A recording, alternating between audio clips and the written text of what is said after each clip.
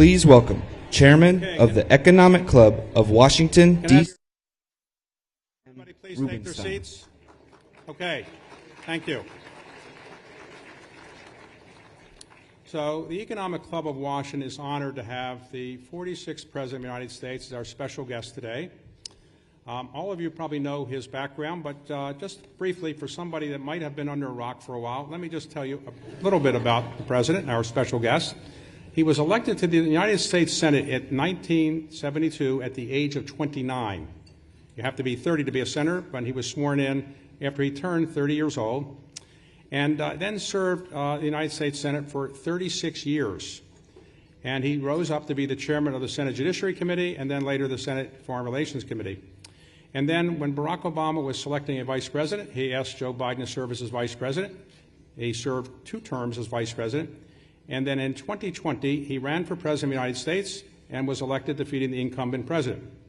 And I've known Joe Biden for a long time, and I would say first came to know him when he was the first senator, sitting senator, to endorse my then boss, Jimmy Carter, for President of the United States. Carter was running for president in 1976, and his first Senate endorsement was from Joe Biden. And they retained a close relationship, and I've retained a close friendship with him for a number of years. I'm honored to call him a friend, and it's my great honor to introduce now the 46th President of the United States, Joe Biden.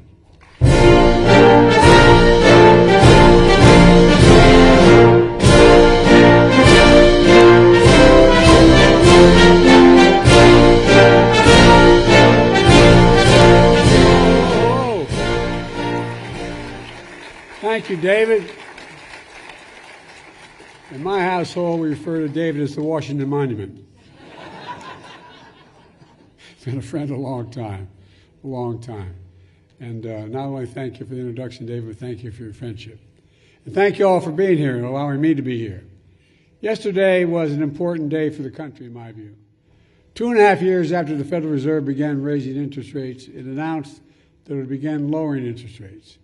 I think it's good news for consumers, and it means the cost of buying a home, a car, and so much more will be going down. And it's good news, in my view, for the overall economy, because lower borrowing costs will support economic growth. And it's an important signal from the Federal Reserve to the nation that after repeated interest hikes to cool down inflation, inflation has come back down, and the Fed has switched to lowering rates to keep the country growing, the economy growing. At its peak, as you all know, inflation was 9.1% in the United States. Today, it is much closer to 2%. It doesn't mean our work is done. Far from it. Far from it. No one should confuse why I'm here. I'm not here to take a victory lap. I'm not here to say a job well done. I'm not here to say we don't have a hell of a lot more work to do. We do have more work to do. But what I am here to speak about is how far we come, how we got here, and most importantly, the foundation that I believe built for a more prosperous and equitable future in America. So let's be clear. The Fed lowering interest rates isn't a declaration of victory. It's a declaration of progress. It's a signal we've entered a new phase of our economy and our recovery. You know, I believe the importance for the country to recognize this progress because if we don't, the progress we made will remain locked in the fear of negative mindset that dominated our economic outlook since the pandemic began. Instead of seeing the immense opportunities in front of us right now, this is a moment, in my view, for business to feel greater confidence, to invest higher, and to expand. It's a moment for individuals to feel greater confidence buying a home, a new car, starting a family, starting a new business. We're creating jobs. Employment remains very low. Small business creation is at its historic highs.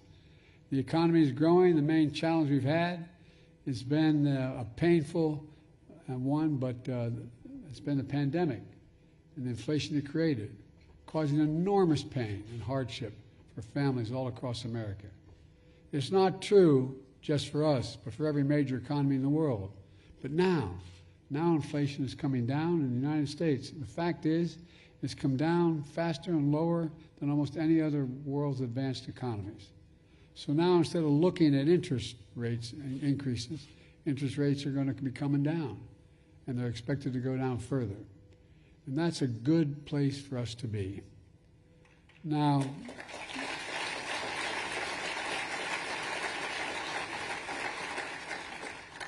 a lot of people, as you all know, maybe you know a few, thought we'd never get here.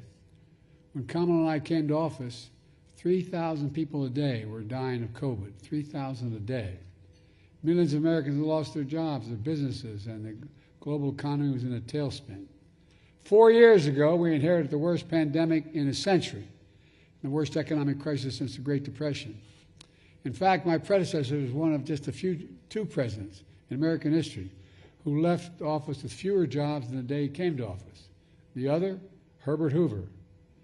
When I came to office, there was no real plan in place, no plan to deal with the pandemic, no plan to get the economy back on its feet, nothing, virtually nothing. In fact, the nonpartisan Congressional Budget Office predicted we wouldn't see a full recovery until well after the end of my first term in office. But I refused to accept that, like many of you refused to accept it. I came to office determined not only to deliver immediate economic relief for the American people, but to transform the way our economy works over the long term, to write a new economic playbook, grow the economy from the middle out and the bottom up, not just the top down, put workers first, support unions to make sure workers have a bargaining clout they need to get a fair price to grow that pie. And after all, it's the productivity, they're the productivity baked into that pie, in my view. Leave no one behind. Foster fair competition. Invest in all of America and in all Americans. When we do things for the poor and they have a ladder up, the middle class does very well and the wealthy continue to do very well. We all do well, and we are doing well. Working families and the middle class are the center of the strong, equitable, and sustainable recovery. Here are the keys from the new playbook, in my view. Within the first 2 months in office, I signed the American Rescue Plan, one of the most significant economic recovery packages in our history. Not a single person on the other team, Republicans, voted for it. It delivered shots in the arm for vaccines to vaccinate the nation in one of the most sophisticated logistical operations in American history. I found it incredibly difficult to plan that. Without protecting our nation from COVID, our economic recovery would never have taken off. It also delivered immediate economic relief for those who needed it the most. An individual earning less than $75,000 a year received a $1,400 check. So a family of 5 earning less than $150,000 a year could receive as much as $7,000. And by the way, middle-class families like the one I grew up in, many of you grew up in, that is a game changer. That saved people's sense of being. It also prevented a wave of evictions, bankruptcies, and delinquencies and defaults that the previous crises weakened the recovery and left working families permanently further behind. I was determined to avoid what Secretary Yellen called the economic scarring that hurt so many Americans and left them behind in the past. We delivered essential funding to states and local governments to keep essential services moving, to keep teachers and first responders on the job, to keep small businesses open, and to build more housing. We also expanded the child tax credit to cut child poverty in half. With the Butch-Lewis Act, we took the most significant action in 50 years to protect the pensions of millions of union workers and retirees. Before we acted, workers faced cuts to their pensions. Now we're restoring the full amount of their pensions, including for workers who previously saw cuts. And there's so much more. But we also know the pandemic led to a surge in inflation all across America and the world, and the country, I should say. And the economy shut down and then opened back up in an unprecedented manner. Shipping had stalled. Factories shut down. Inflation grew worse after Putin invaded Ukraine, which sent food prices skyrocketing, energy prices soaring around the world. So we immediately brought together business and labor to fix the problem of broken supply chains and unclog our ports, trucking networks, and shipping lines. Remember those massive cargo ships stuck outside the port of Los Angeles, delaying deliveries and driving up prices during the holiday season? Remember that? We remember the shortage of baby formula and the crisis that caused? Well, we got supply chains back to normal. When we did that, inflation began to ease. Doesn't solve, but ease. I also rallied our allies to stand against Putin's aggression. In the beginning, there wasn't a whole lot of support for that. I warned them all. I got clearance from the intelligence community to let them know when he was going to invade. They didn't believe it was going to happen. But he invaded exactly when I said he was. Led the world to realize that we're in real problem. And releasing oil reserve to stabilize global markets. By the way, our gas prices are now down to $3.22, lower than before the invasion.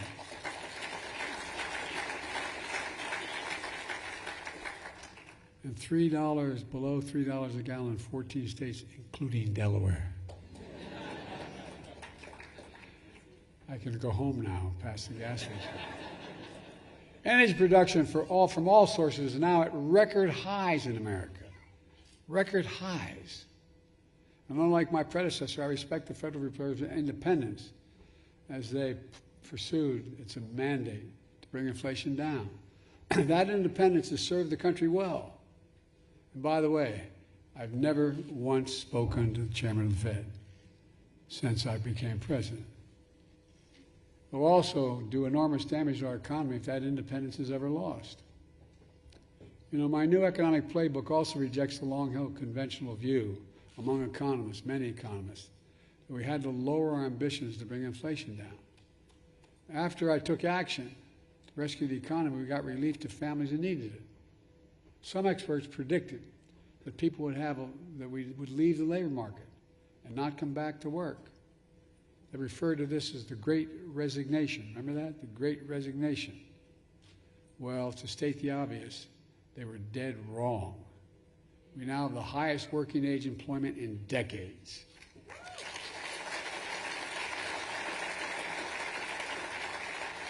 Other critics said it would take the loss of millions of American jobs and a decline in real wages and yes, the recession to get inflation back down. Possible, but I refuse to accept that.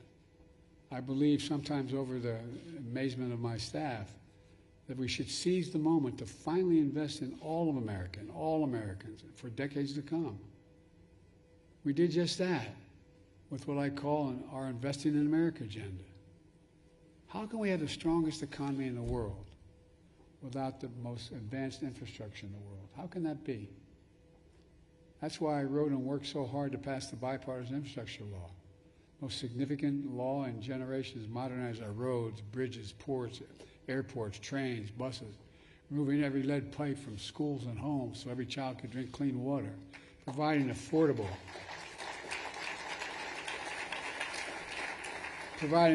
high-speed internet for every American, no matter where they live, not unlike what Franklin Roosevelt did. Remember what he did? You don't remember, you weren't around. Nor, by the way, I wouldn't. I'm old, but I wasn't there either. But he decided that rural America had to have access to electricity.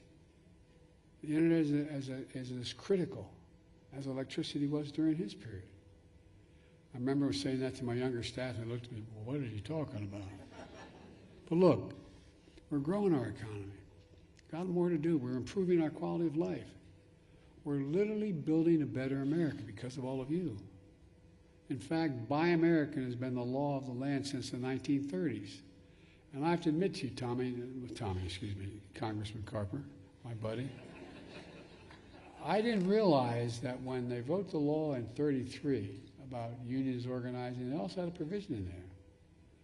Any money, it says any money the president is sent from the Congress to invest in an investment in America should use American workers and use American products. Past administrations, including my predecessor, failed to buy American. Not anymore.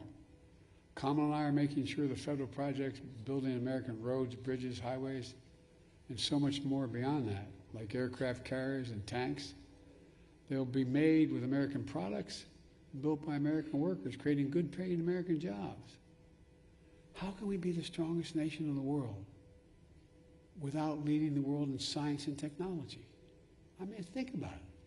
We walked away for a long while investing in science and technology as a government. During the pandemic, American people learned about supply chains. You know, I remember going home saying the supply chain, and my family, the supply chain. What the hell's a supply chain? No, but I'm serious. Think about it. It became common knowledge what we're talking about to the average American. And the shortage of semiconductors, those little tiny computer chips, smaller than the tip of your finger, that power everyday lives, from smartphones to automobiles to dishwashers to advanced weapon systems and so much more. Think about it, it takes over 3,000 chips to build an automobile. Remember the crisis when you didn't have access to them in the automobile industry? And by the way, we invented those chips here in America. And we still design the most sophisticated chips in the world. But over time, my predecessors thought it was better to manufacture those chips overseas because labor was cheaper. That's why they went overseas. The result?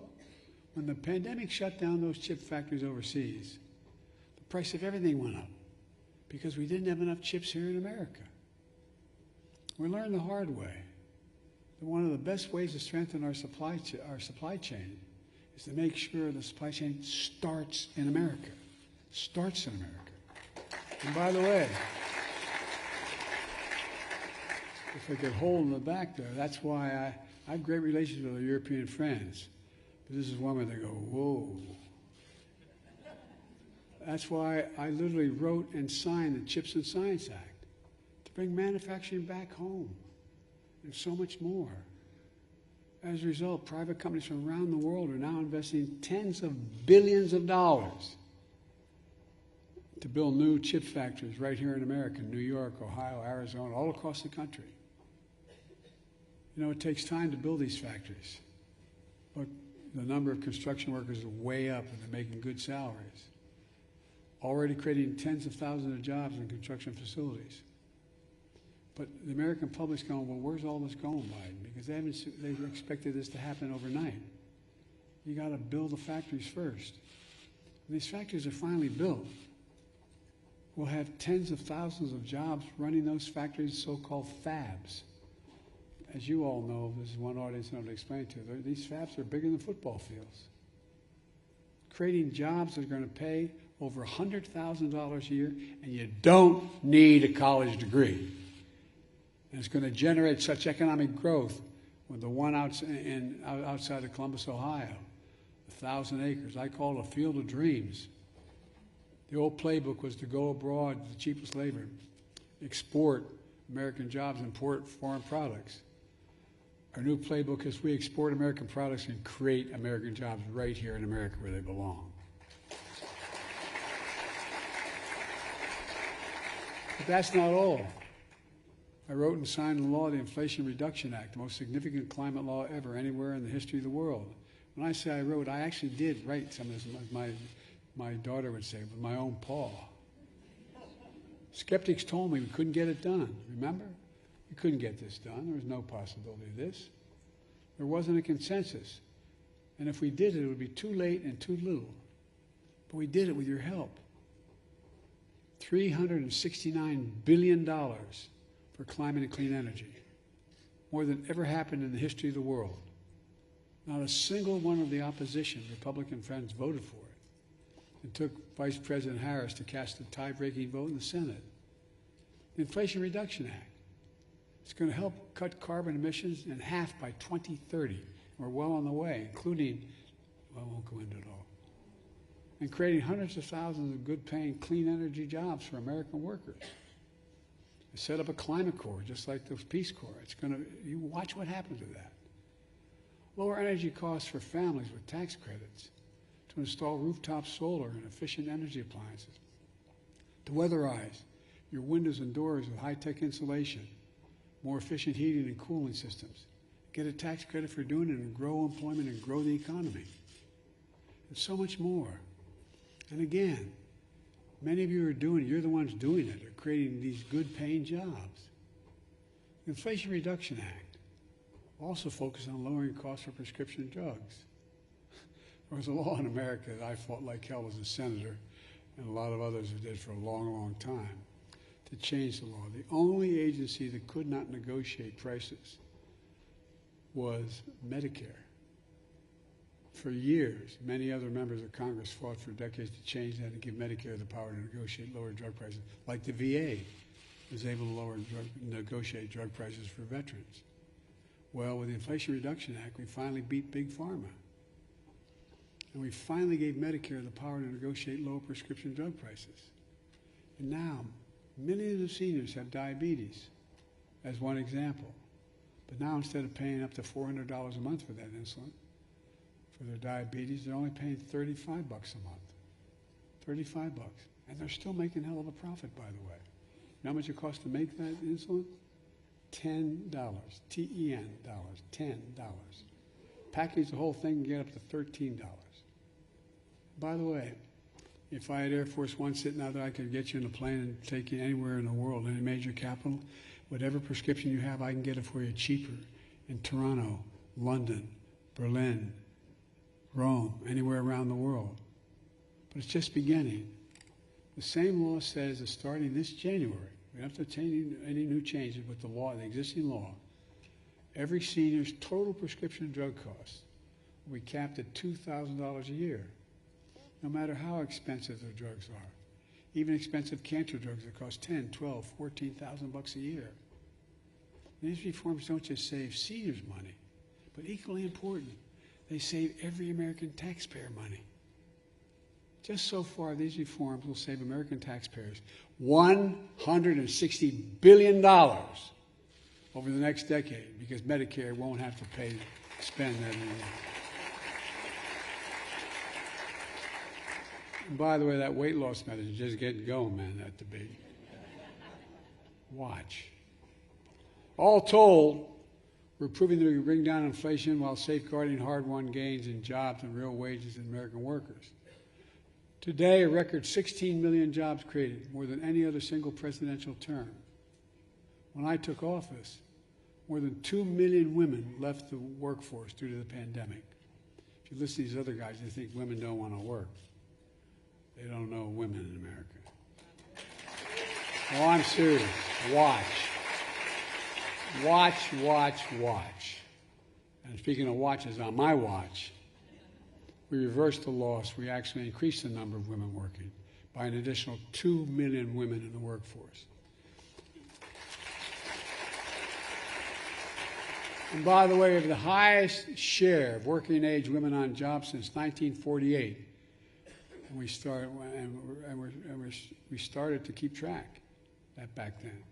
With wages up, incomes up for women workers, we've always believed women should be paid equally for equal work, and there's not a single damn job a woman can't do that a man can do, including being President of the United States of America.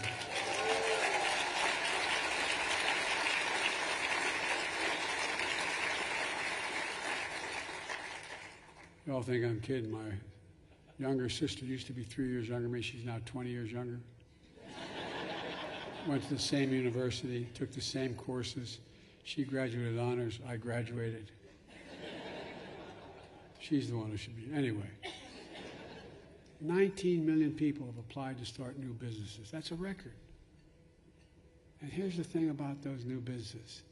Every application to start a new business is an act of hope. It's an act of optimism, hope. More Americans have health insurance than ever before, and I don't think that should be something we should sneeze at. Everyone deserves basic health care. The racial wealth gap is the smallest in 20 years. Remember how many economists thought we need a recession to bring down inflation? There was even a major financial news headline, which I'll not reference, saying, 100% chance of recession in 2023. Well, instead, our economy grew by more than 3% last year, and inflation came way down. American households came out of the crisis, American households, with stronger balance sheets, higher incomes, greater wealth. And all that progress is a remarkable testament to the resilience and determination of the American people. They're the one, determination of American workers, of American entrepreneurs like all of you, of American business, is in stark contrast to my predecessor's record. His failure in handling the pandemic led to hundreds of thousands of Americans dying because of COVID. Remember, just inject a little dye, you'll be okay? His failure to lead the economic crisis that followed that create millions of Americans, cause them to lose their jobs. In fact, the last month of his failed term was the last month our economy lost jobs. On my watch, the economy has created jobs every single month for nearly 4 years. Because of you.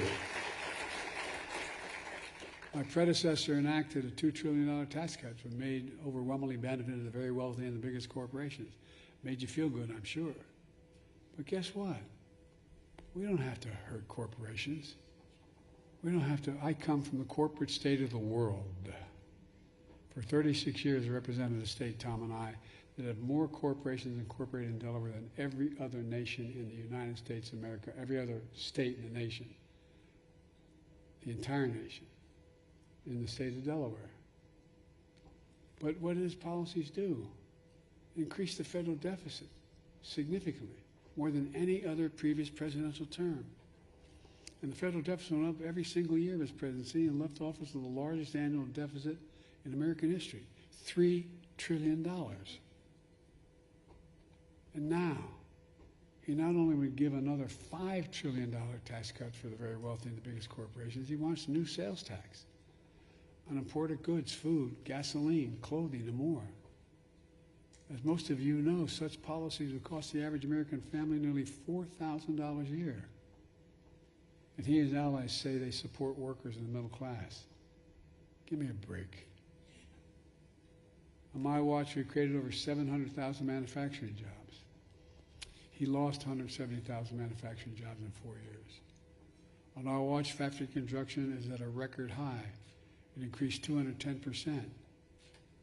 On the other team's watch, factory construction barely increased 2%.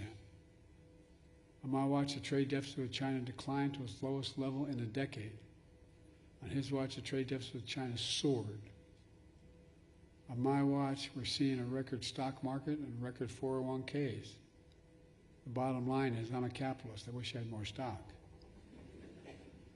But I believe capitalism is the greatest force to grow the economy for everybody.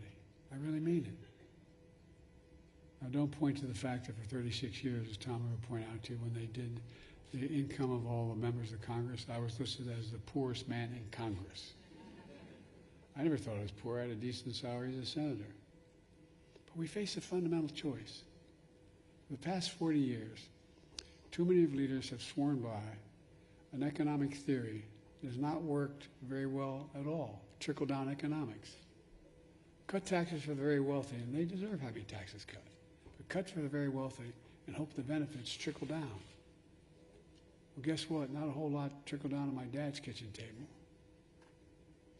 It's clear, especially under my predecessor, that trickle-down economics failed. And he's promising again trickle-down economics. But it will fail again. In fact, President Clinton pointed out that since the end of the Cold War in '89, America has created about 51 million jobs. Of those 51 million jobs in that period, the economy under Democratic presidents created 50 million, in fact, 50 million of those. And the economy under Republican presidents created 1 million of those new jobs. Folks, I've laid out a better choice, in my view, to grow the economy, from the middle out and the bottom up. I promised to be a president of all Americans, whether they voted for me or not. And I kept that promise, making a lot of Democrats very angry because studies show that I signed the laws I signed actually deliver more benefits to red states than the blue states. That's a fact. More went to Republican states than the Democratic states. It may not have been good politics, but I believe it's good for the country. I kept my promise. Today, we're better positioned than any nation in the world to truly win the economic competition of the 21st century, in my view. There's so much more we can do. We're going to continue bringing down prices for families by building more affordable housing, making child care more affordable. And by the way, you make it more affordable, it increases economic growth. Growth. By continuing to lower health care costs as well. We're continuing fighting to make sure everyone pays their fair share of taxes. And by the way, I hope some of you out there are billionaires. But paying 8.2% ain't quite enough. If you just paid 25%, it would generate enough income, $500 billion over the next 10 years. We can cut the deficit, be paying 25%, wouldn't it? Anyway, I don't get going, my stuff. But my point is, that includes the story, they extended the child care tax credit to cut child poverty in half. We're determined to lower prescription drug costs, not just for seniors, but for everyone. Helping the federal budget and household budgets, and so much more. I'm sorry to go on so long. Let me close with this. Early in my term, I traveled to the skepticism of some of my own team and many of the Democrats to South Korea to meet with President Xi and President Hu in South Korea and the CEO of Samsung. They were manufacturing a significant portion of the chips in the world. I sat with them and encouraged both of them to invest in America. And they agreed. What surprised me when I asked the CEO of Samsung why he was prepared to invest billions of dollars to build chip factories in the United States, they mentioned two reasons. Because of our workforce, which I know we have the best workers in the world, and second, they said we have the safest, most secure nation in the world in which to invest.